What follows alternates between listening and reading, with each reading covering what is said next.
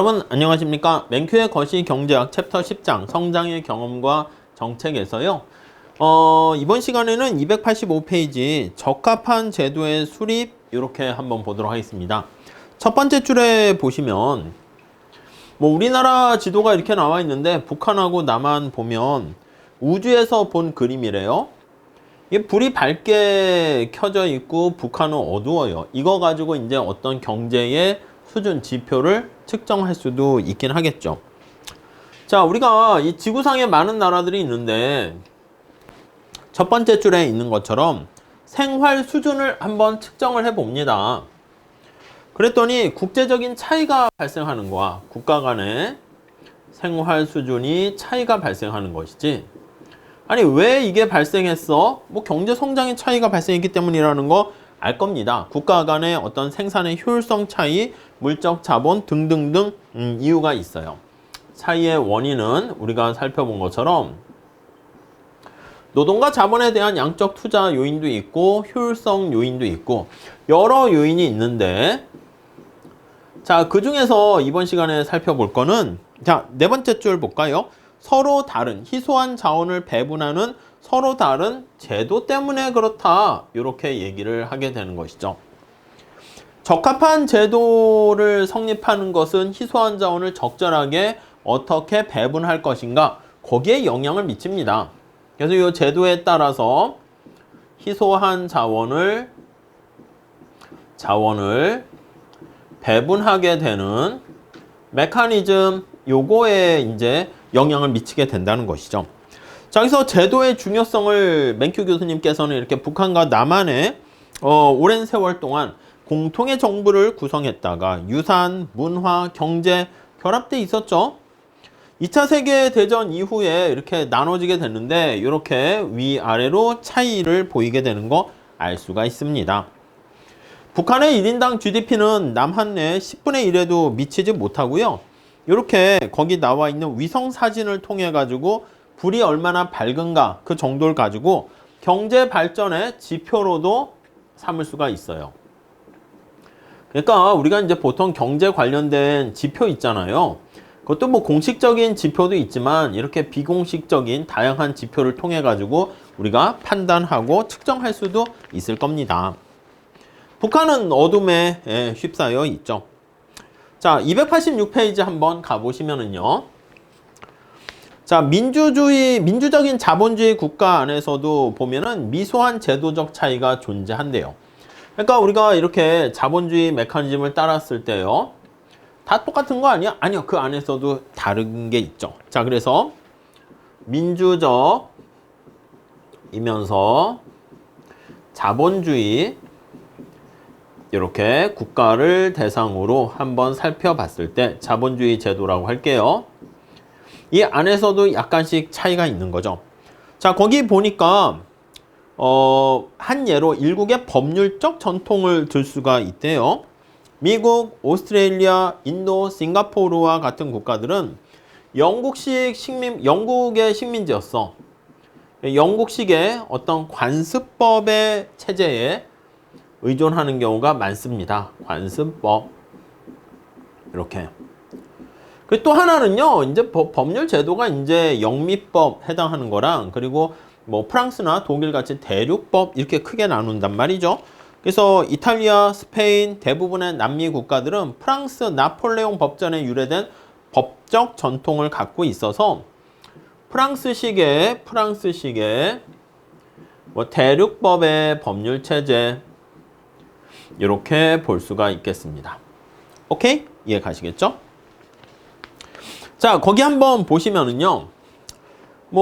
나라들은 그냥 여러분들이 보세요. 여기 미국, 그리고 호주, 그리고 인도, 싱가포르, 요런 나라들이 여기에 해당하고요.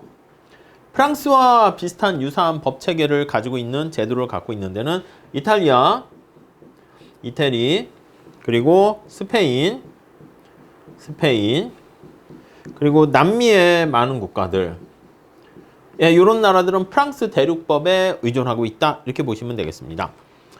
자, 거기 보시면 다섯 번째 줄 보시면 연구 결과에 따르면 주주 및 채권자에 대한 법적인 보호는 어디가 좋다? 영국식이 좀 더 좋은 거야. 프랑스보다. 주주라든가 채권자에 대한 법적인 보호 측면에서는 우월하다는 것이지. 보호 측면에서는 우월하다라는 것을 알 수가 있고요. 오케이?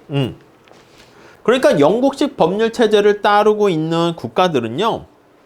자본시장이 더 빨리 발달할 수가 있어요. 이 법적인 여기 자신의 개개인들의 재산권, 소유권을 좀 잘 법적으로 보호해주고 있으니까 자본시장이 빠르게 성장합니다.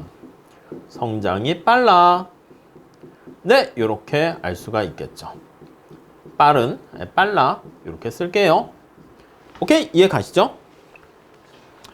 자, 그래서 보다 발달된 자본시장을 갖고 있는 그런 국가들은요, 급속한 성장을 달성할 수 있게 되는데, 왜냐하면은, 아니, 기업들이 자기 돈 갖고 다 하는 그런 기업들이 어디 있습니까? 그러니까 자본시장에서 소규모 기업들은 돈을 빌려서 타인 자본, 부채를 가지고 사업하기가 용이합니다. 그래서 소규모의 창업회사가 창업을 하는 기업이 발달하기가 훨씬 더 좋습니다. 오케이?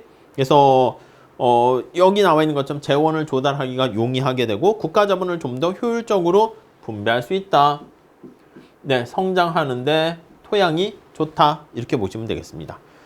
자, 그 다음에 다른 중요한 국가 간의 어떤 제도적인 차이는 정부 자체의 질, 퀄리티가 있대. 그러니까 이거는 이제 약간 법적인 측면에서 얘기를 하는 것이고, 정부 자체의 질이라고 할까? 정부의 퀄리티 한번 보도록 하겠습니다. 도대체 뭘 얘기하는 거야? 뭐 대충 내용은 다 아실 겁니다. 그래도 한번 보시죠. 이상적으로 보면 정부는 시장 제도, 재산권 보호, 계약 이행, 경쟁 촉진, 사기 처벌 이런 거에 도움을 줘야 돼. 그러니까 정부의 역할은 뭡니까 하면 다시 말씀드리면 시장에서 민간의 사적인 영역에서의 교환 거래가 쉽게 일어날 수 있도록 그러니까 시장 제도를 잘 형성을 하고요. 자생적인 질서를 잘 유지할 수 있도록 그리고 그러기 위해서는 재산권을 또 잘 보호해 주어야 하겠죠. 재산권 보호. 자, 그리고 계약을 잘 이행할 수 있도록 누가 계약을 체결했어. 근데 계약을 체결했는데 계약을 안 지키는 거야. 그럼 누가 계약을 체결하겠습니까? 거래가 위축된다고요. 그리고 이제 경쟁이 촉진될 수 있는 여러 가지 시스템을 만들어 주는 게 좋고요. 더 나가서 누가 사기를 쳤어. 계약을 불이행했어.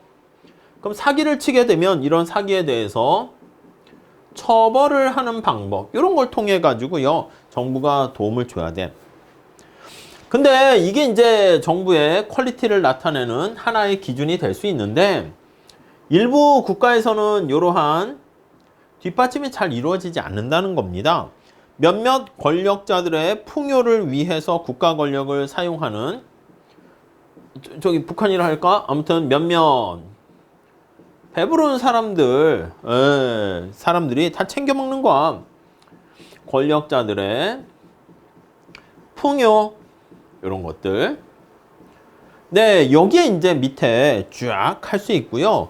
국가 권력을 우리가 약탈하는 경우가 있고 그래서 실증 연구에서는 일국의 어떤 부패의 정도 그걸 통해 가지고 나라마다 비교하기도 한다 이렇게 나와 있습니다. 레퍼런스 14에 나와 있으니까 여러분들 한번 그거 찾아보셔도 될 것 같고요. 커럽션과 국가 경제 성장의 그 관계 논문이 있네요. 그 다음 18세기 위대한 경제학자 아담 스미스는 경제 성장을 위해서 아담 스미스까지 강조하고 있습니다. 올해가 이제 아담 스미스가 태어난 지 300주년이 돼가지고요. 뭐 많은 행사도 하고 있다라고 뭐 이렇게 뉴스에서도 나오고 있습니다. 자, 아담 스미스는 경제 성장을 위해서 제도가 어떤 역할을 해야 하는가? 그걸 잘 알고 있대요. 자, 일국이 가장 야만적인 상태에서 가장 풍요로운 상태로 발전해 나가는데 평화, 적정한 조세, 정의의 적절한 관리를 제외하고 그 어느 것도 그러니까 국가가 해야 할 일은 뭐가 있습니까? 라고 하면요. 평화를 지켜. 야경 국가라고 하죠. 그냥 국방이라든가 경찰 서비스를 통해서 평화롭게, 그리고 바람직한, 공정한, 적절한, 공평한 조세 제도, 이걸 통해 가지고 이걸 어떻게 세우는가, 이것도 중요한 거고요. 정의의 적절한 관리, 정의의 관리, 정의란 무엇인가, 이런 것들, 이런 거 이외에는요, 정부가 할 일은, 국가가 할 일은 별로 없다, 이렇게 얘기하고 있죠. 나머지들은 뭐다? 이것만 정부가 담당하고요. 요거 나머지들은 자연의 섭리에 따라야 한다, 이렇게 얘기하고 있습니다. 그렇지만 많은 국가들이 이 세 가지에 어떤 충족시키지 못하는 경우가 많이 있네요. 자, 그 정도 정리하시면 될 것 같고요. 자, 이렇게 하시고 뭐 다음 시간에요, 또 어떤 친성장과 친화적인 어떤 문화, 이런 것들도 중요하지 않을까 합니다. 다음 시간에 이어서 간단하게 살펴보도록 하겠습니다. 감사합니다.